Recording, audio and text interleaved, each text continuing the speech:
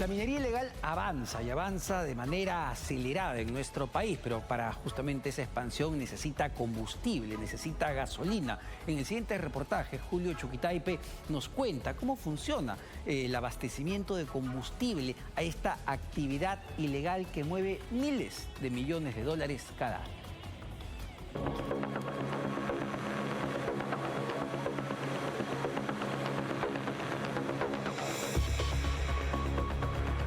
Por primera vez, en imágenes, el tráfico ilegal de combustible. Una ruta clandestina que desafía los controles del Estado y termina abasteciendo a la minería ilegal en Madre de Dios. El recorrido comienza lejos de la selva. Desde el sur del país, los cargamentos avanzan por carretera, continúan por río y cambian una y otra vez de manos, de tanque en tanque, hasta llegar a su destino final, La Pampa en Madre de Dios, donde el combustible es tan preciado como el oro que ayuda a extraer.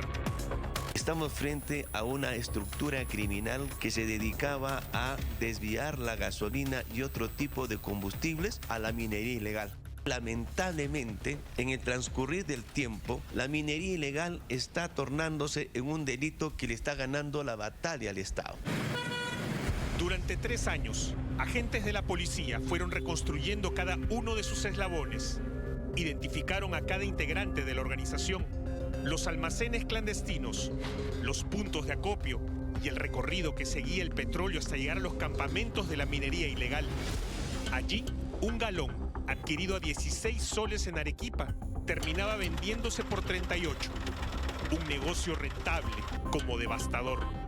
Nuestra Policía Nacional llegó a determinar la existencia de algunos funcionarios del Estado, como policías y también integrantes del Ministerio Público que estarían involucrados en estos hechos ilícitos y han sido expectorados y puestos a disposición de la autoridad jurisdiccional.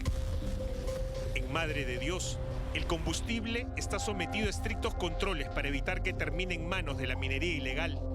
Por eso, la organización criminal lo hacía llegar desde otras regiones. Una red que tenía garantizado el paso de los cargamentos al tener en sus entrañas a policías y fiscales como miembros de su red. El ex representante del Ministerio Público. Este se encargaría de alertar de operativos y filtrar información hacia el sector policial y hacia el sector también de los distribuidores. La ruta comenzaba donde nadie levantaría sospechas. Grifos formales de Arequipa y Puno. El primer grupo de la organización compraba litros y litros de combustible. Una adquisición aparentemente legal que desde ese instante iniciaba un largo camino hacia la clandestinidad. Y una vez que estos abastecen de manera formal, realizan el traslado respectivo con un punto autorizado. En el decurso de este trayecto del transporte del combustible legalmente obtenido, existe un desvío y ese desvío de todo este combustible llega hasta la localidad de Lechimayo. Ahí comienza el otro aspecto de este eslabón, de esta organización flexible. Las vigilancias aéreas con drones permitieron registrar cada etapa de la operación. Aquí, el trasvase del combustible desde grandes tanques hacia bidones plásticos. Uno tras otro son cargados en una minivan que continúa el recorrido por la ruta de la ilegalidad. Cuando parece que el tanque ha sido vaciado, un hombre emerge desde su interior. Su tarea sería la de aprovechar hasta la última gota de combustible. Cada litro tiene un destino y un valor. Lo que parecía ser una sola minivan era apenas el comienzo. Minutos después, 1, 2, 3, más unidades se suman al recorrido hasta formar un convoy. En esta trama, hasta los peajes eran clandestinos. Cada vehículo que lograba cruzar la interoceánica sin controles, presuntamente, pagaba a malos policías 100 soles. Ese era el precio por vehículo, para mantener la ruta abierta, sin control, sin operativos. Trabajan con agentes policiales que les dan las facilidades del caso. Y ahí es donde ya entramos al otro eslabón, que es el eslabón de protección institucional. son aquellos que se encargan de la cobertura policial y generan pues la impunidad para la realización de esta actividad.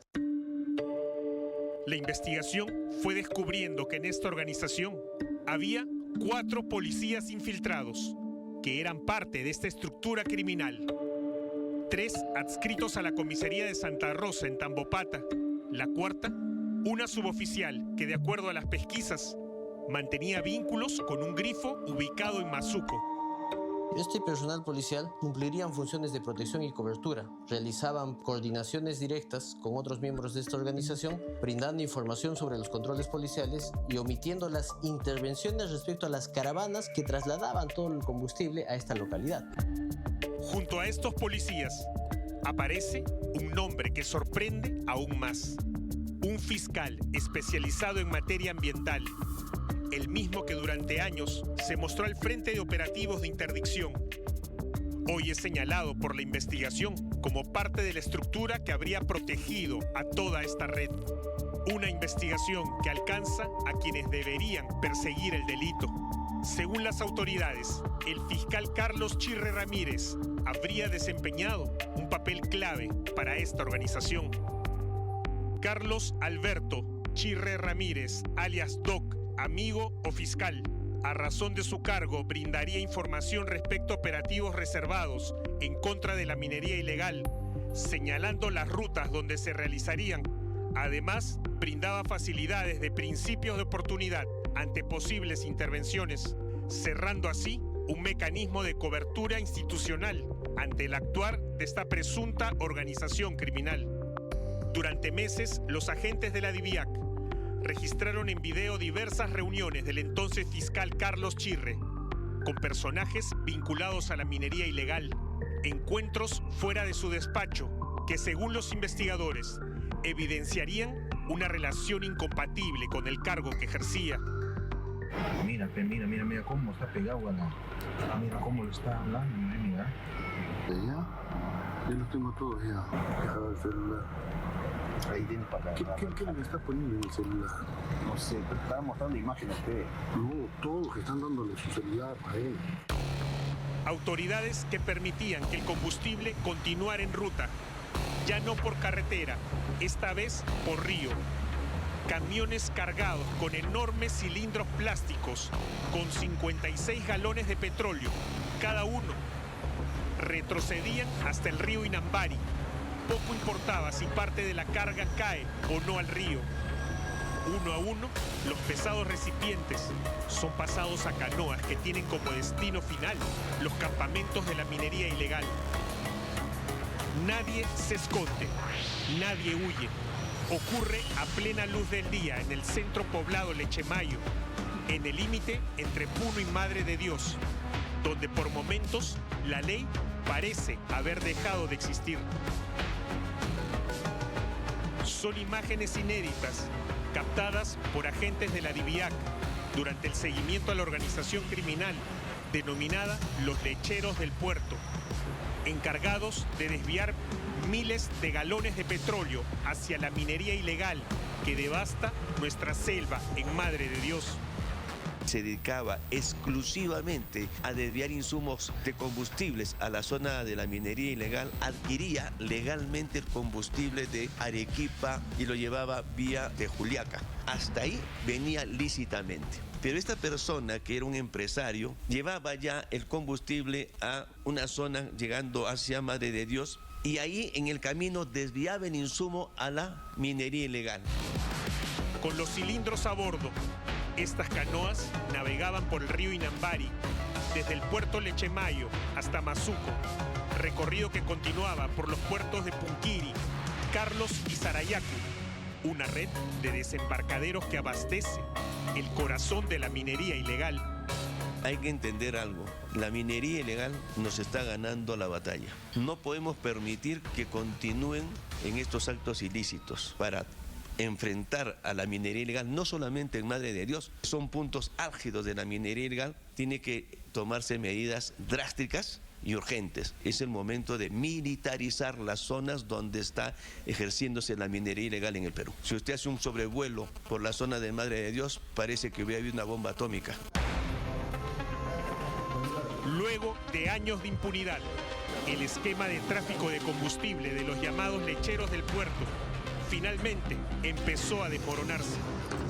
Observa acá 3 surtidores, de los cuales 2 están vacíos, a excepción de ese surtidor que se encuentra lleno con contenido de combustible. Es un tema de una investigación. Sí, una investigación. Porque con eso que es el oro, ya, por favor. Se ha incautado insumos, combustible, también se ha incautado 4 camiones, se ha incautado dinero, más de 1.900.000 soles, también más de $25.000, armamento, pistolas. En este mega operativo se logró la captura de 12 personas, entre ellos los 4 policías y el ex fiscal de Medio Ambiente. Un golpe directo al combustible que mantiene viva la minería ilegal. Sin petróleo, la maquinaria pesada se detiene, los motores dejan de bombear el lodo y la devastación del bosque pierde su principal fuente de energía. Sin combustible no se genera ningún tipo de energía. No mueven motores, no mueven vehículos, no mueven maquinarias. Sin la sangre que bombea el corazón, no continúa esta actividad nociva para este departamento de Madre de Dios. La minería ilegal no solo depende del oro, depende del combustible. Mientras esa ruta siga viva, la devastación de la Amazonía no se detendrá.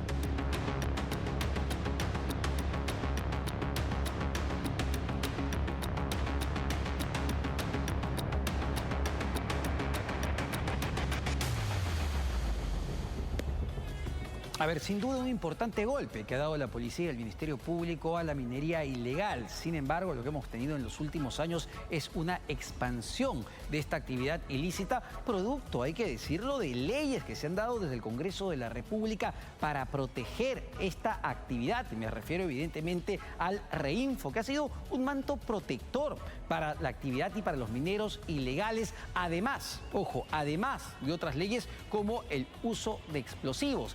La gran pregunta es, ¿qué va a hacer el nuevo gobierno de la presidenta Keiko Fujimori para combatir una actividad que solo se ha fortalecido gracias al dinero del producto de la minería ilegal por el precio récord del oro que vemos en este momento? ¿Y qué va a hacer este nuevo Congreso bicameral justamente con leyes como las que permiten el uso del Reinfo de manera indiscriminada? Será realmente un combate directo contra una actividad que tiene además un vínculo directo con la criminalidad, con la extorsión, con el sicariato. Vamos a ver qué ocurre en los próximos meses.